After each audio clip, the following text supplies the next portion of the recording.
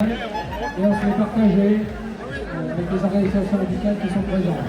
Donc je commence, je représente Force ouvrière. Chers camarades, aujourd'hui, nous nous réunissons avec une seule et même volonté, celle de dire ça suffit. Les sacrifices incessants imposés aux travailleurs et aux travailleuses de ce pays doivent cesser.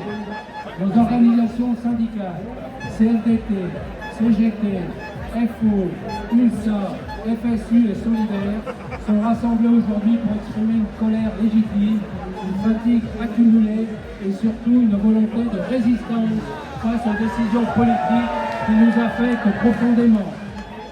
Depuis plusieurs mois, nous voyons la multiplication des mobilisations sur diverses formes, des grèves, des manifestations, des pétitions, des mobilisations sur les lieux de travail et dans le territoire. Ce ne sont pas des actes isolés, mais un signal clair et fort envoyé par des millions de travailleurs et travailleuses à travers la France. Ce mécontentement est bien réel et il n'est plus possible de l'ignorer. Je passe la parole au représentant de l'UTSA. FSU.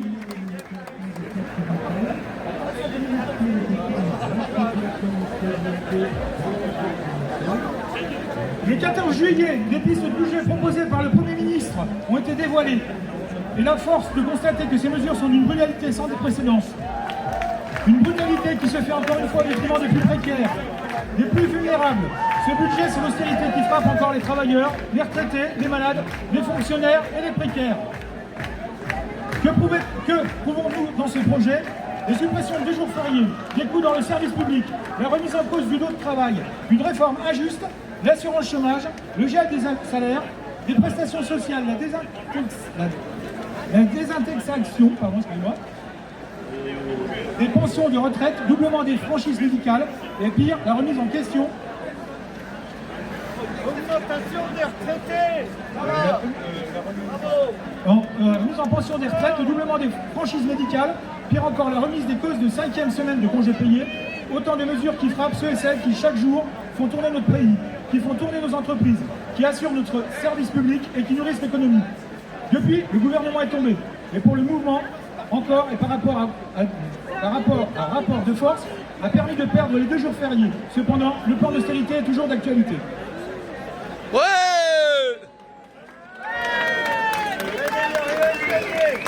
Mais ce qui est encore plus insupportable, c'est que ce gouvernement, à chaque crise, choisit de faire payer ceux qui n'ont déjà rien. Ceux qui creusent la dette, ce ne sont pas les travailleurs, mais les baisses d'impôts pour les riches et les 211 milliards d'aides publiques captées par les plus grandes entreprises.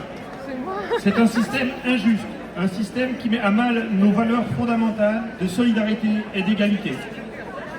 Depuis le passage en force de la réforme des retraites, la situation est devenue encore plus critique. La France s'enfonce dans une crise sociale et une crise démocratique. Les inégalités explosent et chaque jour, des milliers de personnes basculent sous le seuil de pauvreté. Le changement climatique impacte directement nos conditions de travail. Les fermetures d'entreprises et les suppressions d'emplois sont de plus en plus fréquentes. Les services publics sont en crise et les salaires ne permettent même plus de vivre dignement de son travail. Les travailleurs essentiels attendent toujours une reconnaissance digne de leur engagement et pourtant, rien ne change. C'est la régression sociale à tous les niveaux. Mais ce qui est encore plus insupportable, c'est que le gouvernement ne semble pas vouloir entendre. Il détourne l'attention de l'essentiel. Ce pays a besoin d'un budget qui soit porteuse d'espoir, un budget qui réponde aux urgences sociales et à la justice fiscale. Il est grand temps de changer de cap. Il est grand temps de mettre en place des politiques justes, solidaires et sociales. Nos exigences sont claires et doivent être entendues. Nous exigeons des moyens budgétaires à la hauteur des missions des services publics et des politiques publiques. Nous exigeons des mesures pour lutter contre la précarité, renforcer la solidarité, investir dans une transition écologique juste et dans la réindustrialisation de notre pays.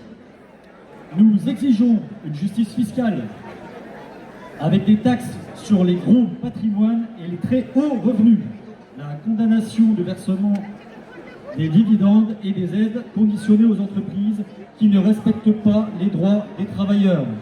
Nous exigeons enfin une protection sociale de haut niveau et l'abandon immédiat de la retraite à 64 ans.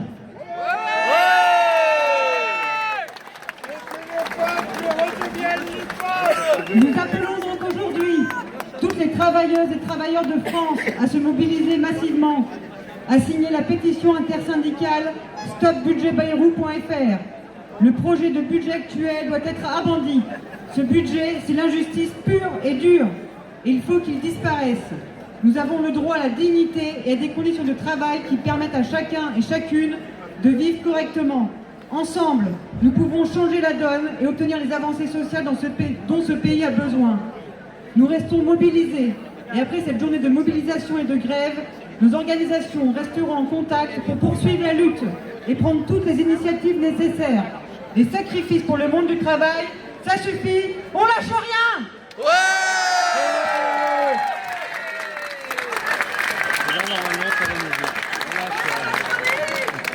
Que les retraités puissent vivre et survivre. Ils sont obligés de travailler pour survivre. Est-ce que ça